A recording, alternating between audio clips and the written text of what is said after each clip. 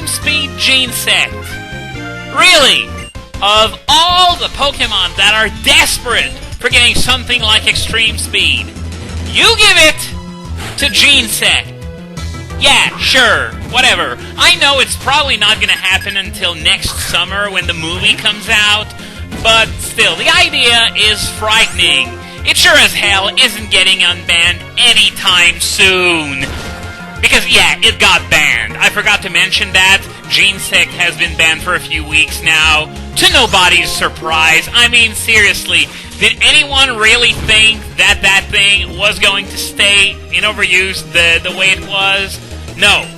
And now, if it does get extreme speed, it's probably going to stay Uber for Generation 6 and maybe even beyond. I don't know, we're going to have to see how the power creep evolves with the new generation.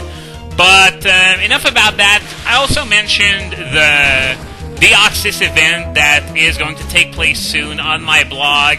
It has a Nasty Plot and Dark Pulse. Nasty Plot, useless edition because Deoxys' forms are either too frail or not powerful enough to make use of Nasty Plot properly, and Dark Pulse is, at best, a very, very modest upgrade over Shadow Ball. So, of course people are going to use Dark Pulse if they used Shadow Ball before, but otherwise, not a very meaningful event for Deoxys. There are plenty of other Pokemon that could have used those two moves once again, but yeah, Deoxys. Whatever.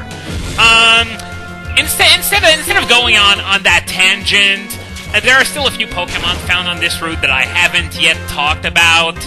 First is, of course, presumably, Unova's national Pokemon. The Braviary line, Rufflet, can be found on this route, and it evolves into Braviary, which, well, it sort of makes sense that it would have an Eagle Pokemon, considering that the Unova region is based on America.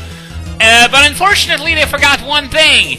Make Braviary actually good. When the game first came out, I thought, wow, this thing looks pretty good. I think maybe it could even compete with Staraptor. Wrong! I mean, it's not nearly as fast as Staraptor. Of course, it's much bulkier, but other than that, there's not really much it has to offer. It's got that really high attack stat, but it just isn't as good and effective as Staraptor is, because, well, for one, its fighting move of choice, though it does have one, as opposed to the likes of Fearow or Pidgeot or Swellow, it does get superpower, but it's just not as good as Staraptor's close combat, and it's just overall a rather disappointing Pokemon. It really could have used a lot more moves. Oh, it's got Rock Slide, sure, but does it have the moves that it really needs? No. But who needs moves? This is America! Ain't nobody got time for that! And Sheer Force would be a neat addition, except for the fact that the only move worth using with it is Rock Slide, as I've said before. I mean, sure, there's Crush Claw, but after you factor in the Sheer Force boost, it's still weaker than Return, so really not worth using. Braviary, unfortunately, it looks cool, I really want to like it, but it's just a rather, well, not really weak, but it's not as good as it could have been. So now I got Mienshao in my lead because I'm not done exploring this route yet. We got to the reception gate. We're not going to head there quite yet. I'm going to wait, of course, until I've beaten Iris to go there. But, yeah, Mienshao is still in the lead because other than Virizion, it's my best bet to deal with Boofaland. And I haven't used Mienshao almost at all since I was done grinding it, so let's give it a bit of the spotlight. About Braviary, it's exclusive to White. Yeah, I was surprised to find out that Unova's unofficial national Pokemon was a version exclusive, but hey, whatever. It's not like it's the end of the world. I mean, if it was a really good Pokemon, maybe people would complain more, but I guess, well, of course there are always going to be those idiots who consider everything to be anti-American, but as I said, Merca. Who cares what these idiots think? But otherwise, the counterpart to Black for Braviary is Mandibuzz. Volibite can be found once again on Route 10 in Black.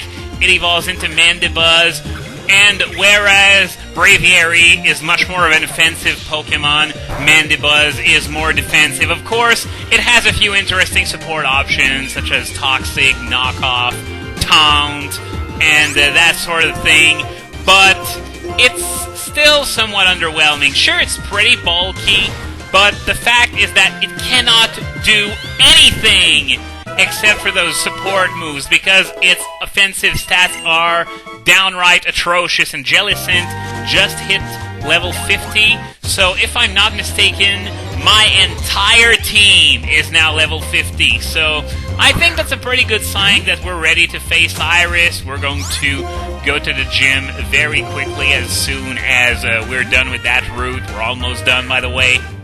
But yeah, it can't attack worth peanuts. And there are many other Pokemon that can do the bulky support thing a lot better than Mandibuzz does. So Mandibuzz mostly gets used in the lower tiers. It's rarely used as far as I know, and I hear it's pretty decent there. But as usual, the fact that you gotta take out the best, like 100-something Pokemon out of the equation means that it's just not a stellar Pokemon. There's been far worse, but there's also far better as well. Now, while I'm on Route 10, I just want to point out that once you've beaten the Opelucid Gym, when you try to go back out on Route 10, you're going to get interrupted and you're going to learn that, depending on your version, either Tornadus or Thundurus are roaming around causing thunderstorms, and it's basically your job to go and catch them. These are, of course, runners. In fact, these are the only runners in the entirety of Generation 5. Because for all the legendaries that are in Black and White 2, there are no runners whatsoever. So maybe Game Freak thought that we were getting sick of runners or something like that.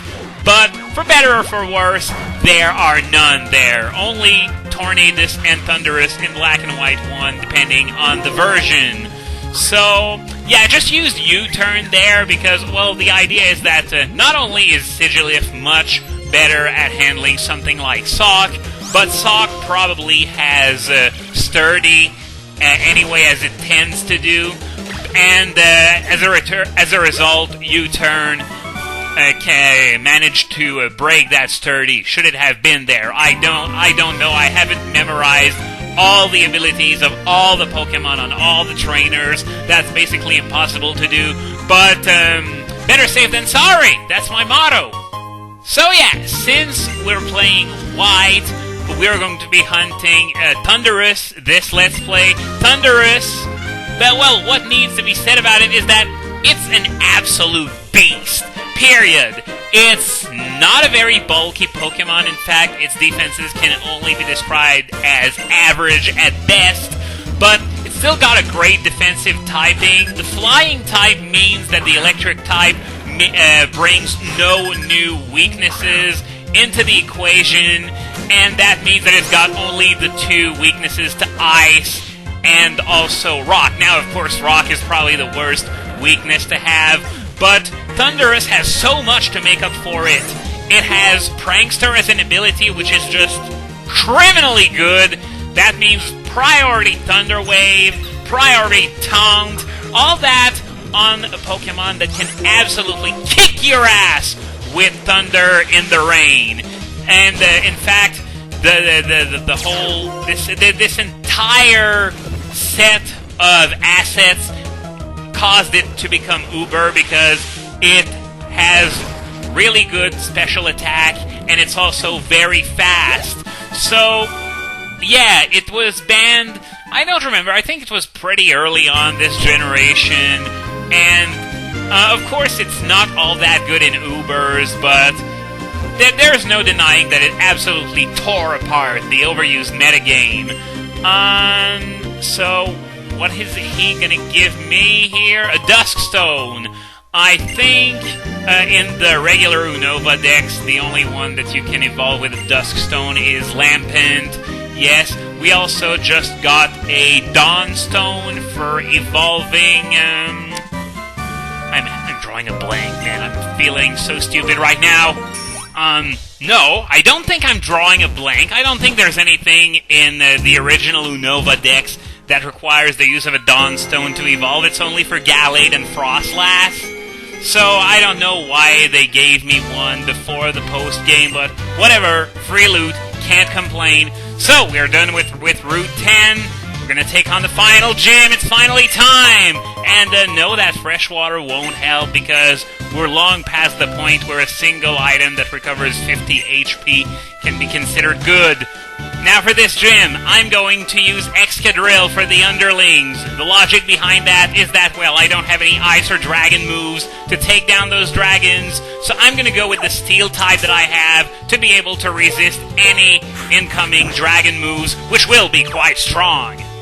Now, as for this gym's puzzle, basically, you use switches in order to move the limbs of giant dragon-shaped structures around, and that's how you advance in this gym. I remember the first time I played this game, I was actually fairly stumped with this, and my memory is a bit foggy on it, so I might actually suck at a puzzle that may turn out to be really easy, so just bear with me on that one.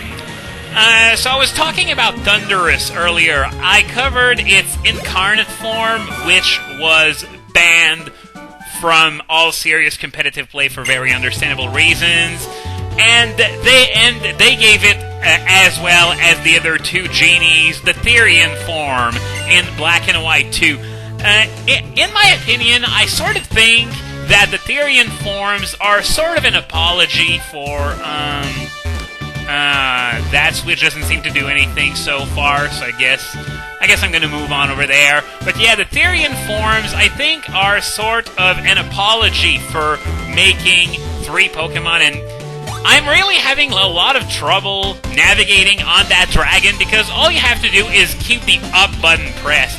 But it doesn't really look like it. Somehow it looks like you actually go left and right, but no, you keep pressing up, and that's really confusing. That's why I kept going in every direction except where I really wanted to go.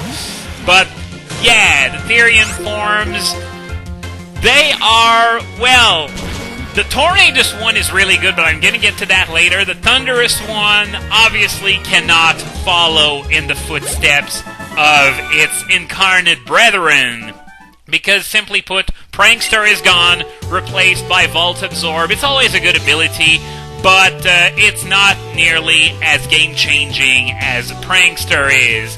And for what it's worth, it's one of the very few Pokemon, in fact, I think it's the only one that was introduced in Generation 5 that has an attack stat over 140 and speed in the triple digits. So that's interesting. So that is why Therian Thundurus is still quite popular in Overused.